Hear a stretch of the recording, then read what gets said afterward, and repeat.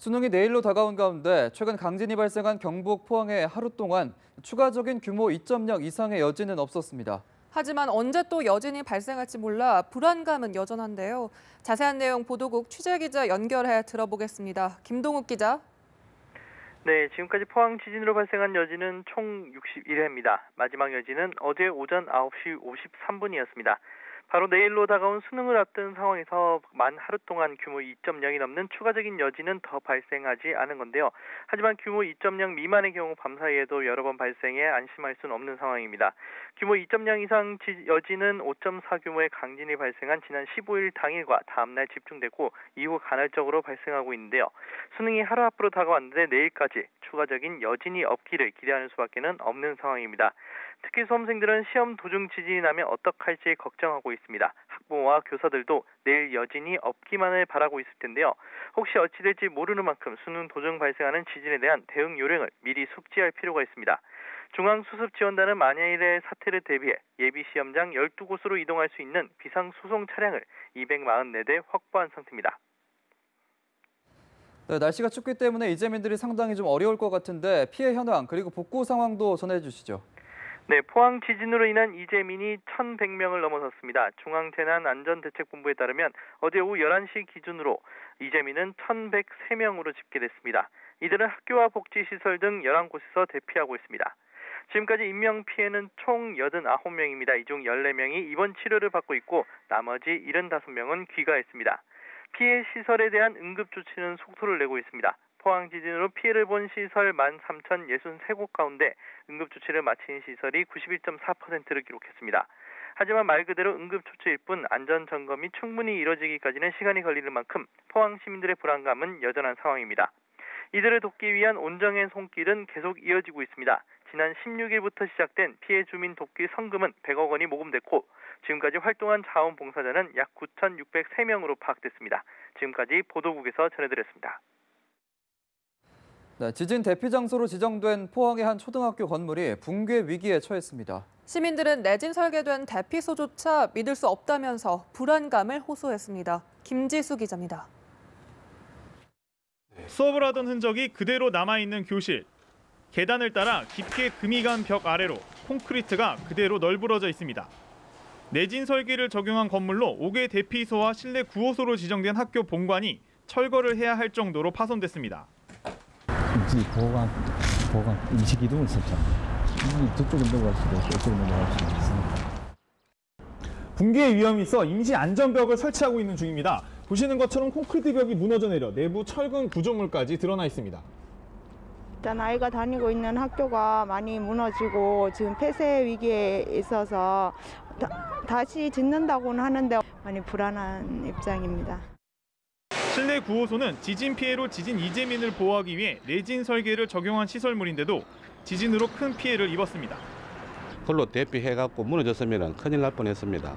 그렇지만 지금 운 좋게 그게 제 대피소가 먼저 무너졌기 때문에 인명 피해가 없다고 봅니다. 내진 설계에 있어서 기준만 강화했을 뿐 점검은 제대로 이루어지지 않는 경우가 많다는 지적이 나옵니다. 파괴된 현장을 보니까 도면하고 달라요. 철근도 다르게 배건해놓고 도면하고 다르게 공사를 해놨는데 어느 누구도 체크 안 하고 넘어간 상태고. 시공도 부실하고 이후 감독을 위한 감리에서도 허점이 있었던 겁니다. 정부는 건물의 외장재까지도 지진에 잘 견디도록 다시 기준 강화를 검토 중입니다. 연합뉴스TV 김지수입니다. 포항에서 집안이 약화한 것으로 추정되는 집안 액상화 흔적이 속속 발견되고 있습니다. 진앙지에서 거리가 꽤 떨어져 있는 곳에서도 액상화 흔적이 나타나 집안 침해로 인한 2차 피해 우려가 제기되고 있습니다. 김종성 기자입니다. 포항시 북부 흥해읍 진앙지 인근 논입니다. 모래와 자갈이 눈에 들어옵니다. 땅밑이 흔들리며 지하수와 모래, 자갈이 섞여 분출된 겁니다. 액상화 현상은 진앙지 주변뿐만 아니라 남구 송도동 송림공원과 해도동 문화공원 등 10km 이상 거리가 있는 곳에서도 발견됐습니다. 집안 액상화가 일어난 지역에는 이처럼 노란 흙과 다르게 한켠에 회색빛의 고운 모래들이 있습니다. 이 모래들을 한쪽에 쌓아놓은 지역도 있습니다. 조사단은 시추 작업과 분석을 거쳐 집안 액상화 현상이 맞는지와 2차 피해 발생 가능성을 따질 계획입니다. 10km 이내 부분에 대해서는 저희가 조사할 생각이고 필요에 따라서는 더 먼 곳도 조사할 계획에 있습니다. 일각에서는 지진 후 집안 액상화 현상이 불가피하게 이어지기 마련인데 위험이 지나치게 강조되고 있다는 분석도 있습니다. 아이스크림 이렇게 먹다가 물이 쫙 솟아나잖아요. 흔들리다 보니까 지하수가 압축이 될 때 위로 올라오는 거예요. 대규모로 발생할 경우에는 액상화에 의해서 건물의 붕괴가 일어날 수가 있는데 분출된 모래의 양이 많지 않고 자갈에 비해 훨씬 가벼운 고운 모래들이 대부분이라는 것이 이유입니다. 그러나 액상화 현상 발생 지역이 얼마나 되는지 눈에 보이지 않는 건물 및 공간이 안전을 위협할 수준인지 당장 확인할 수 없는 만큼 조사단은 시간을 두고 추적 관찰할 것으로 알려졌습니다. 연합뉴스TV 김종성입니다. 네, 지진으로 미뤄진 수능이 이제 하루 앞으로 다가왔습니다. 수험생들은 오늘 다시 예비 소집에 참석해 바뀐 교실을 확인해야 합니다. 또 포항 지역은 여전히 위험이 있는 만큼 변동사항은 없는지 잘 살펴야겠습니다. 그 밖의 주의사항을 박수주 기자가 정리했습니다. 전국의 수험생들은 예비 소집에서 바뀐 교실을 확인하게 됩니다.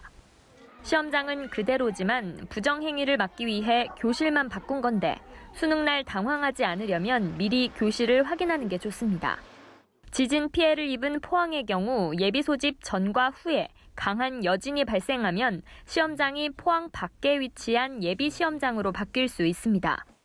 예비 소집 시간 전 교육청에 별도 안내가 있으면 이를 따르고 없으면 지난주 예비 소집 장소로 이동하면 됩니다. 수험표는 지난주 받은 것을 그대로 사용합니다. 잃어버린 경우 응시원서와 동일한 사진과 신분증을 가지고 수능 당일 고사장 시험관리본부에 가면 다시 발급받을 수 있습니다. 수능 당일 모든 수험생은 수험표와 신분증을 꼭 챙겨 오전 8시 10분까지 입실해야 합니다.